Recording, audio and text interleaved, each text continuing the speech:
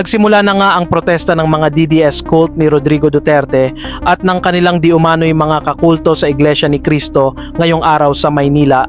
Sa sigaw ng loudspeaker ng mga protest leader ng INC sa Quirino Grandstand, tila kinopya lamang nila ang protest propaganda slogan ng mga DDS na hanggang ngayon daw ay wala pa ding nakukulong at ang mga investigasyon ay drama-drama lang din daw.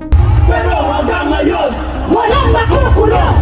Investigasyong drama-drama! Hindi kami magha! Hindi kami magha! INC for transparency! INC for accountability! INC for justice kami! Justice! Justice! Justice! Lalo nitong pinatindi ang mga ugong-ugong nakasali nga ang Iglesia ni Manalo sa umano'y plano na pagpapabagsak sa administrasyon ni President Bongbong Marcos. Matatandaang may mga kumakalat na balitang may coup plot ang mga DDS o grupo ni Duterte upang ipatalsik si PBBM at ipalit si VP Pionatic Sara Duterte. At isa sa mga di umano'y nagpondo ay si former Ilocos Governor Chavit Singson. VP, sabi ni Ramon Tulfo na financier daw kayo ni Tungkulong at ni Chavit Singson sa disabilitation plot sa government and reaction. Kasi yung mga ganyan na napapansin nyo, ako ay hindi talaga ako nagbibigay ng mga aligasyon kung wala akong ebidensya.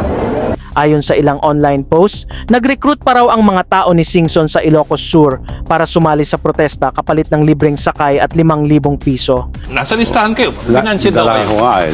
Well, ang masasabi ko rito, hindi po totoo ito. At yung listahan niya, marami dito at meron din dito ang mga nabayaran na. Sa interview kay AFP Chief Romeo Bronner, tila positibo nga na may balak ang ilang political groups na pabagsakin si PBBM sa pamamagitan ng kudeta o iba pang extra-constitutional means. Kaya't itong mga nananawagan po na sumama yung mga sundalo sa mga rallies o kaya sa mga panawagan nila ng kudeta, wag na po kayong umasa na ang Armed Forces of the Philippines ay gagawa ng unconstitutional activities, or we will not resort to unconstitutional means to bring about change. INC for transparency! INC for accountability!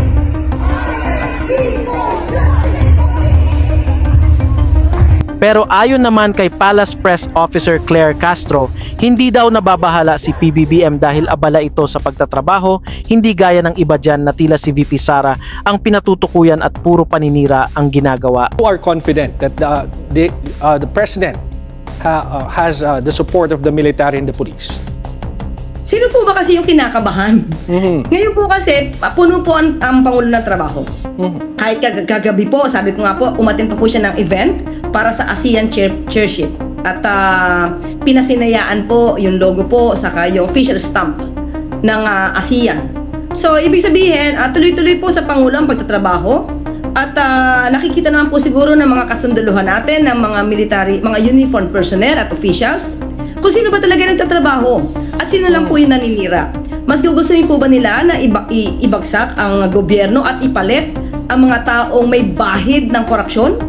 Yung mga hindi makapag-explain tungkol sa kanilang mga confidential funds? Ganun ba po ang nais nila? Parang hindi naman po siguro ganyan mga uniformed personnel at officials natin. Meron po silang utak at isip na ginagamit.